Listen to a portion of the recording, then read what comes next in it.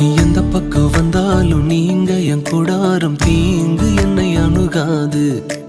துர்ச்சன பிரவாகம் சூழ்ந்திட நின்றாலும் துளியும் என்னை நெருங்காது.